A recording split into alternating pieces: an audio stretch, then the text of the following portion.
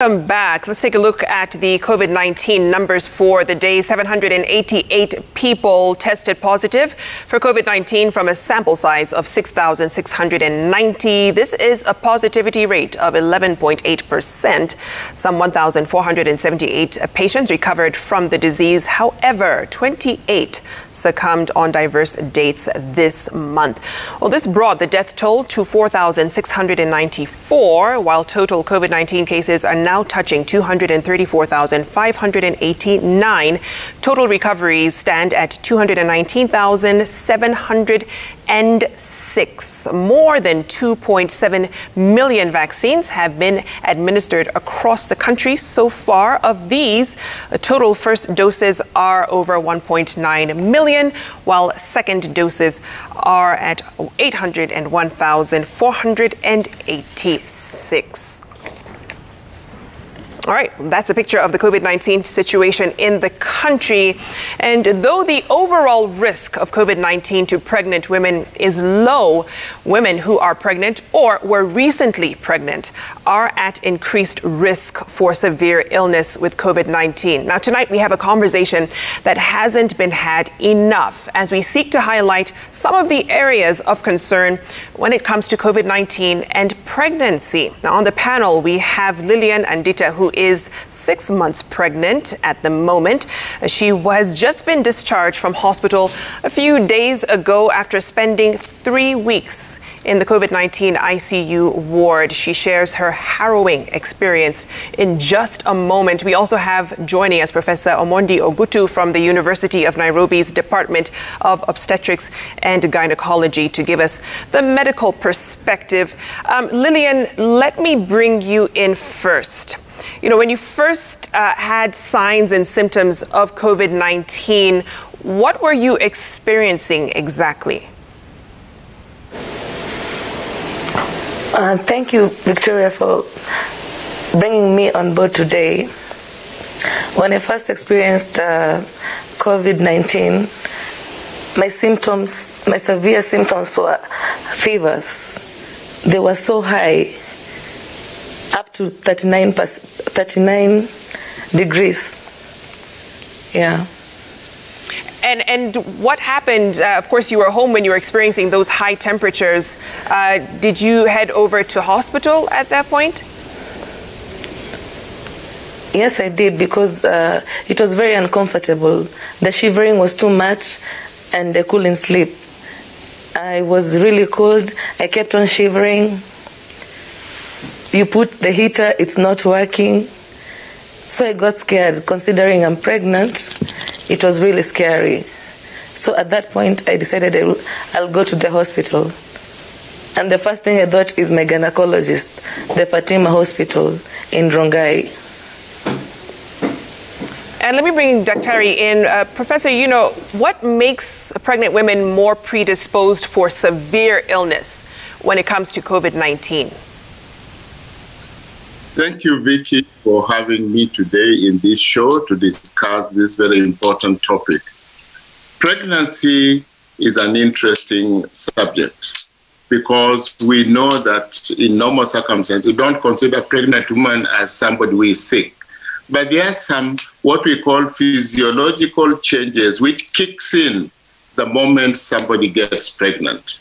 And as the pregnancy progresses, all the body systems start increased activities which take place. But also when we zero down onto the respiratory infections where COVID-19 is, there are important hormones of pregnancy which we call the estrogen and progesterone.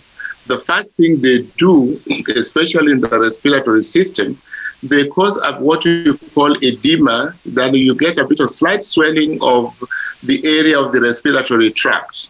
And this edema now makes it a bit more easier for the virus to attach itself and therefore get entry into the body. Once it gets entry into the body, remember pregnancy, as I've just said, all the other functionalities increase, and therefore the changes which you get makes it easier for the other system to be affected. Number two, there's the immune system in the female. Because the moment somebody is pregnant, the body recognizes the pregnancy as foreign. And in order to make that pregnancy continue, the body immune system is redefined so that it becomes easier for the body not to reject that pregnancy. So all these immune changes now makes the body become slightly less capable of attacking some of the viruses and the bacteria which sets in motion the diseases and the illnesses which you therefore get the pregnant woman having. So these are some of the few changes which happens and therefore makes this pregnant woman become much more vulnerable. Remember, the pregnant woman also, since they don't consider themselves sick, and we are looking at the advent of this COVID-19 infection, they tend to go to the hospital environment for antenatal care. And, these are normal people who walk in, and therefore they may be less predisposed to taking the necessary care in order to ensure that they do not get that disease. And when that disease gets in, because of the pregnant woman's nature of feeling sometimes lethargic and a bit tired. So some of these symptoms, when they set in, as Madame has just mentioned, you get fever, lethargy. Initially, you think it is just a normal thing to do with the pregnancy. But in actual fact, it's an onset of a severe illness, which will therefore, the patient will take slightly longer time to realize that, here, things are not the normal way I would expect them. And therefore, there's a slight delay in seeking medical care. So these are some of the things, to put in a simple layman's language, which would make now the woman, therefore, end up with a severe disease when they now report to hospital. Lillian, let me pick up where you left off. So you've been admitted into hospital. How quickly did things deteriorate for you that eventually you find yourself in ICU? I'll go back. When I went to my oncologist in Fatima, the first thing he recommended is for I to do a COVID test because the fevers were so high and he couldn't pick where they were coming from because my blood test was showing some infection, but he couldn't pick it up nicely. So he said he wanted to monitor me overnight as we wait for the COVID test. As soon as the COVID test came out positive, because Fatima is not a COVID center, so we had to look for an hospital. And looking for an hospital was a task, considering it was in the middle of the night. We went to a certain hospital in Gong, where we had been recommended. When we went there, they said they couldn't admit me, that I was high risk. At that time, my temperatures were so high, I wish they would even have given me some first aid. We tried looking for other hospitals to admit me, but they were so full, the beds were so full. But finally, we found Bellevue Hospital in South Sea, and they had only one bed, and that's when they were able to admit me. When they admitted me, they were able to control my fevers, and the following day I was feeling better.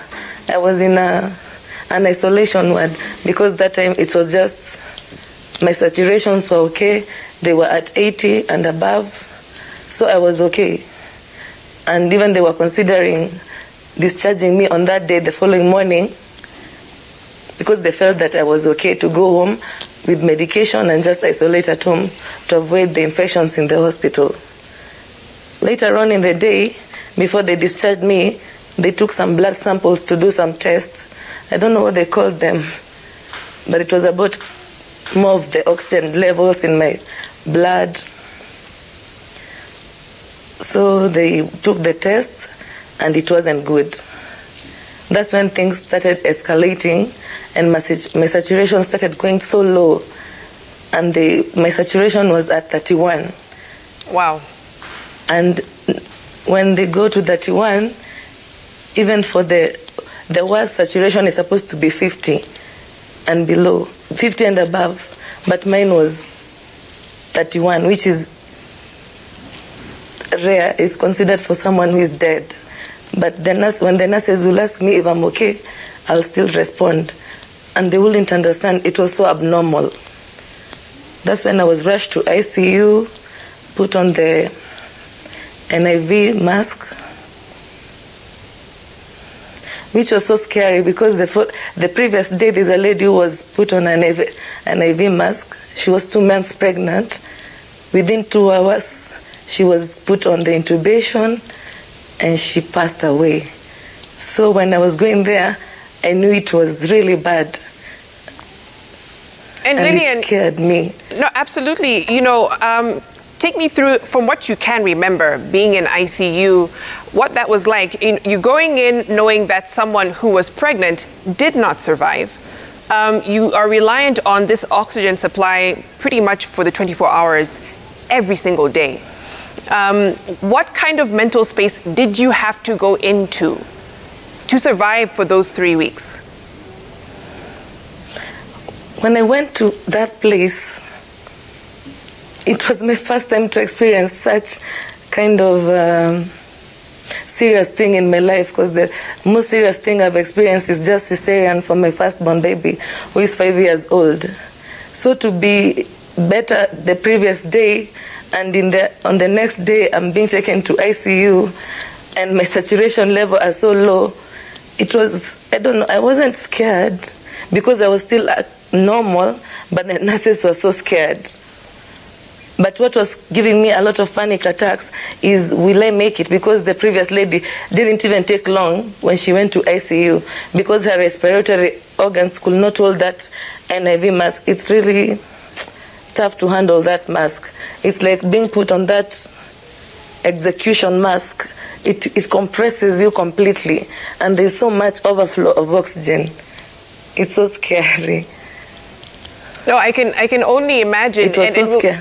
Yeah, and we'll definitely come back to just what you were going through at that time. Let me just say.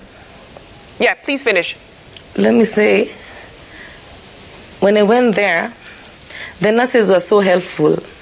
There's this particular nurse, I'll mention her name. She was called Virginia. When I was being transferred to the ICU, she told me, Lillian, this NIV mask is really hard. It is gonna be hard. It's not going to be easy, but you're going to fight it. You have a small baby in your tummy. You have a small baby at home. You have to fight for them. And I kept telling her, but the previous patient died. How am I going to manage? She said, you have to be strong.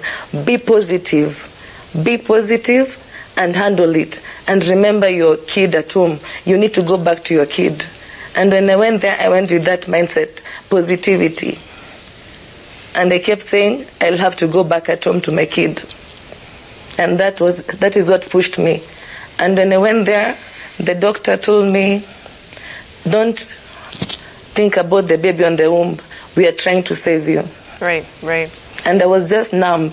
I just flew with everything. But the oxygen levels was, that flow of the mask, the NIV mask, was horrible. I kept breathing so heavily. I didn't know how to control the breath, considering I've just been admitted the other day with no difficulties in breathing. Right, and to think you're completely reliant on this oxygen for your survival. We'll come back to you there, Lillian. But Professor, let me bring you in just in terms of, you've heard Lillian's story. For the pregnant women who come into the COVID-19 wards for treatment, are you seeing similar trends where it can get that severe? Or unfortunately, in many cases, they end up losing their lives? What happens? Thank you. Important thing to be able to look at in that scenario. Remember, not all the patients who get admitted with COVID infection and in pregnancy end up the way Lillian has. But unfortunately, some of the patients who go that route, it's a scary event to the mother and to the family. Because remember, you are dealing with a woman who is pregnant. The emotions are very high.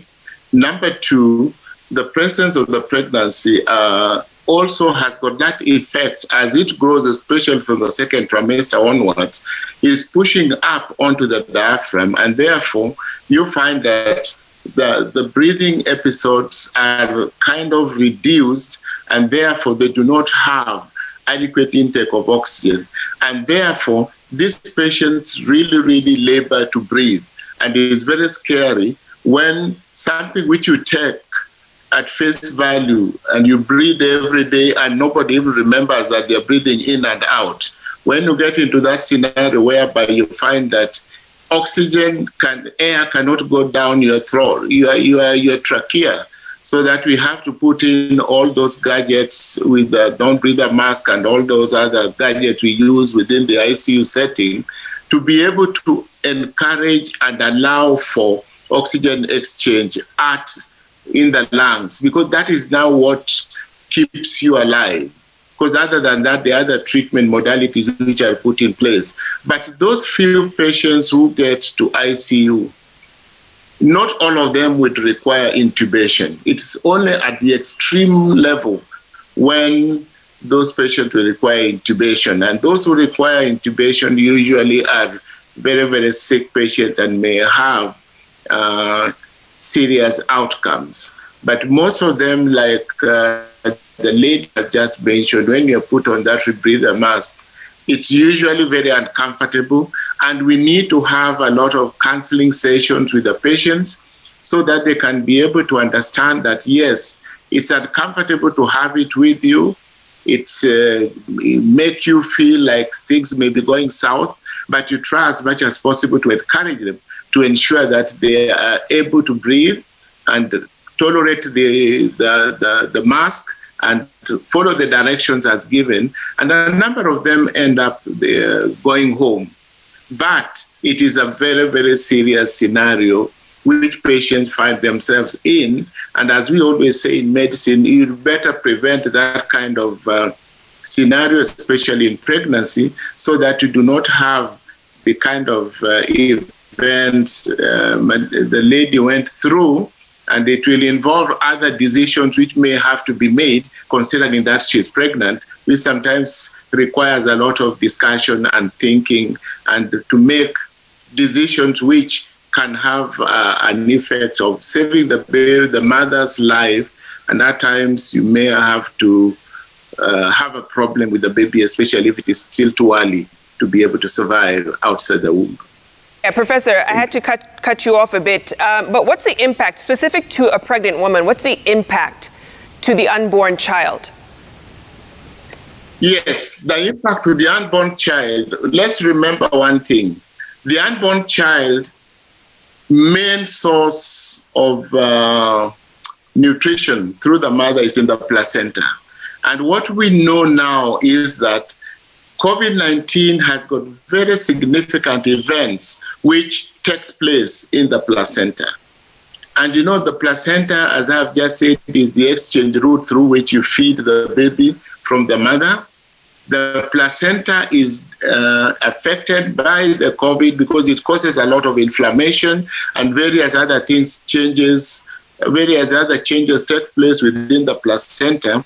And once this happens, you find that the nutritional exchange, the oxygen exchange, all the other immunoglobulin exchange through the placenta are all affected. And therefore, you end up with serious events which will take place in the baby, especially if it's a severe disease. At times, you may find that the mother may not exhibit severe disease process, but the disease may have a direct effect in the placenta. And when that happens, you may have situations of what we call, you may have a preterm birth because you deliver, the baby may end up being delivered before its term. You may have, unfortunately, an intrauterine fetal death. Or the babies may still grow, but you find that they have got reduced fetal growth. And therefore, you end up with a small gestational baby. And some of these babies then, of course, will have serious challenges later on. So in a nutshell, the impact of the COVID-19 in pregnancy to the baby stems from its effect in the placenta, which it has got serious repercussions which takes place there.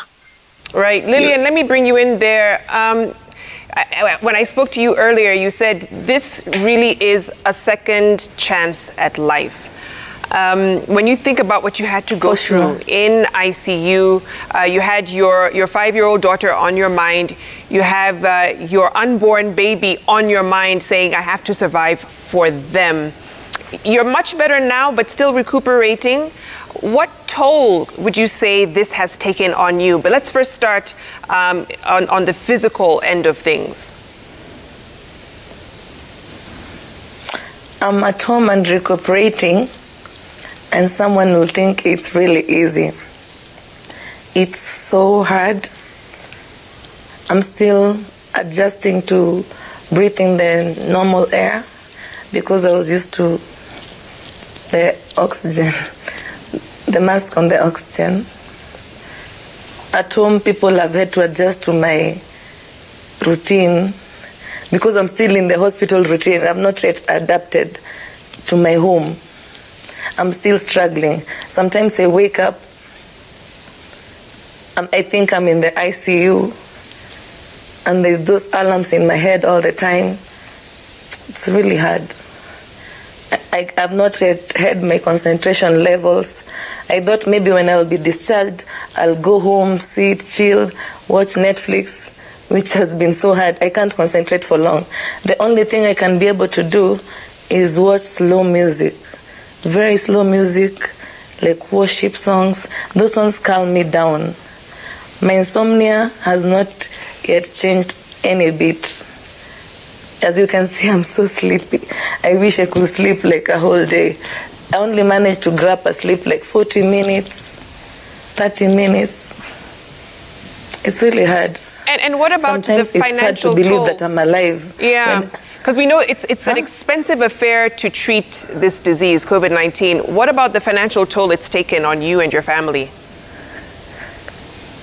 The financial toll, I remember the first time I was admitted, they wanted an admission fee of 200,000, and we didn't have that kind of money that time. But they were kind enough to accept 50,000 that evening, so that we paid them 150,000 the following day in the morning. And when I was admitted, they requested for a CT scan so that they can know the level at which that COVID had affected me after they did the test of the hemoglobin. And when they found out my tests, my lungs were like 90% depleted of oxygen. They recommended that my husband gets medicine. It's called, I think, Tosilis, I don't know, but it was around 200,000, and they wanted it immediately, so that it was like a dosage of two tablets for 200,000. So if you don't have money, I don't think you can survive this COVID. So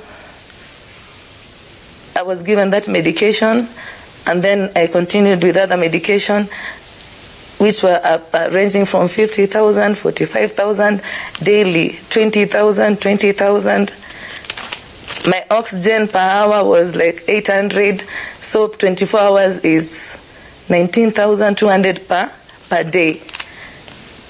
The paracetamol that will calm me down, make me feel better to fight another day, was 500, and I had to have it 3 times a day, and it was 1,500. That's 1,500 a day. The nursing care, being in ICU, you can't do anything. You're washed, you're being given, you're done for everything, literally. You can't do anything for yourself. Had I even stayed 1 more week, I think I would have started developing bed sores, because even turning yourself is not easy. So nursing care is like 3,000 per day. Hospital charges 1,200 per day. By the time I was being discharged, my bill was at 2.2 million, and we had to secure with our assurities, security documents, so that I be discharged. They were kind enough to give us that agreement. So we only raised 200,000 to pay for the deposit. And then we left our title deed. And now we are having a bill of 1.8 million. And we thank our friends and families who have been supporting us so far. And any Kenyan out there, well wishers, if you wish to support me in this, I can leave my numbers with Victoria. Thank you, Lillian. I can see how much of a toll this has been on you. Only a few days that you've been out of hospital, and just the bravery that you've shown. I will share your details a bit later on, Lillian, but I have to go to Daktari before we wrap up because we're running out of time. Prof, we can't finish this discussion without talking about the vaccine. And that is the one preventative measure, at least now, that would stop many women from going through what Lillian has just described. How safe is it? Because that's a huge concern for many pregnant women. Thank you, Victoria.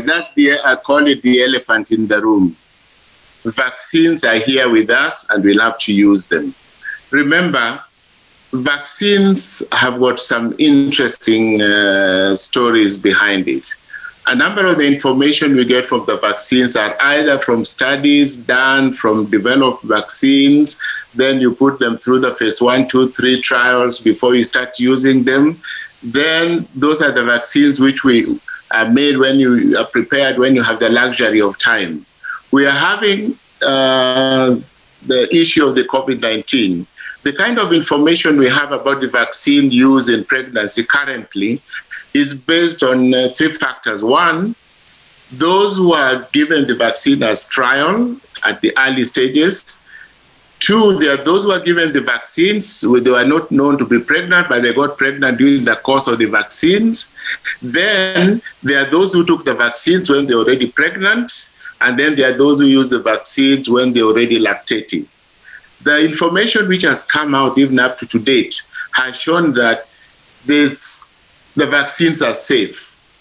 And the next question somebody would ask is that which is the best vaccine to use? I'll tell you that from what we know currently, the vaccine, as is always said, the one you have on your arm is the best vaccine, because the protection they'll give you and the way the vaccines work, they might be of slightly different makeup, but they all work in the same way to prevent the active disease. Now, we know that we have got this vaccine that will prevent the active disease. And we know that the problem the pregnant women are going through. Let us not tell our women, don't be vaccinated. This thing will, you'll have problems in the next 1 or 2 years. It will affect your baby. That is not true.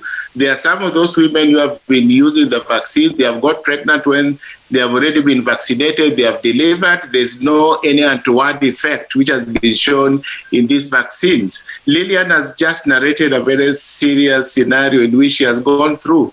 She is still pregnant. She still needs that kind of care which she has already enumerated, which must be put in place. We still need to, the obstetrician looking after her has to watch out for the progress of that baby. And we know with the vaccines, we'll be able to reduce the severity of the infection. We know currently, even the pregnant women, those who have been vaccinated, even if they get the disease, it is less aggressive than those who have been vaccinated. The disease is less aggressive than those who have not, but they are also very few. But for the pregnant women, please let us encourage our women to get vaccinated. Then we will be able to prevent this. All those stories we are saying, oh, don't get the vaccine, you will get this and that. We look after these women and we can tell you, those who talk stories about them, maybe you are talking from the social media, sorry to put this, but the truth of the matter is those, when they get the infection, there may not be that many, but those who get that infection really have a story to tell. Lillian has just given you her side of the story. Who wants to go that route? If we can't avoid it, let's give the vaccine. It is safe. From the scientific evidence available, which are being updated almost every other day, I can't fail to mention that, yes, you'll get some few information telling you, yes, this would happen if you're vaccinated. But when you look at the total population, the same would still occur in the total population. So those kind of effects may not necessarily be because of the vaccine, but the vaccines are safe. That's the message I would like to pass forward. Fantastic. Thank you so much, Professor Ogutu, for your insights, opening up many eyes, especially when it comes to some of the preventative measures that we can take right now. Lillian, thank you once again for your candor and your bravery. Hang in there. You're a fighter. And we also want to see you bring more life into this world. If you need more details on Lillian's situation and want to contribute, please follow me on my socials at Vicky Rubadiri on Twitter and Victoria_Rubadiri on Instagram. I'll be sharing her details there. Also reach out to me and we'll try to get that help over to Lillian to clear that bill. Thank you so much for watching Citizen Weekend. Keep the conversation going on social media, #Citizen Weekend. Have a lovely evening. Stay tuned, though. One Love coming up next. Good night.